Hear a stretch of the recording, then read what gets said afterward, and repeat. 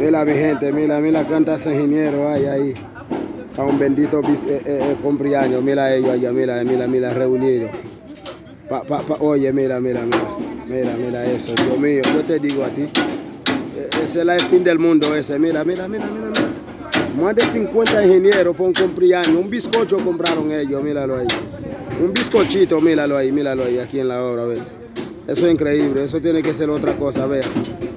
Mira. Dios mío, Virgen Alta Gracia, yo te digo a ti. Eso tiene que ser el diablo ahí, mira. El diablazo, mira, tirando fotos, ve. Eso es increíble, mi hermano, mira. Una obra grande, una empresa. Los haitianos hacen el cumpleaños y tienen que gastar 10,000 pesos a 15,000, 20,000. Los dominicanos nomás gastan 5,000 pesos, mira eso. 5,000 por un cumpleaños es mucho. Es mucho 5,000 pesos. La crema, mano. Eso yo lo voy a subir en las redes para que vean. Mira. A ver si te mueres de vergüenza, ellos.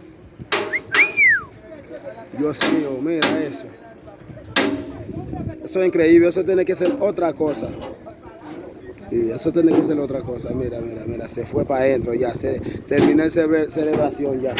Terminó la celebración, se metió para adentro ya, mira. Se va a gozar con un bizcochito de 500 pesos. Y ya se acabó. Yo estoy aprendiendo con ellos también. Yo lo voy a hacer lo mío así. Cuando yo tengo un cumpleaños, yo lo hago así. Yo no gasto tanto dinero, mira.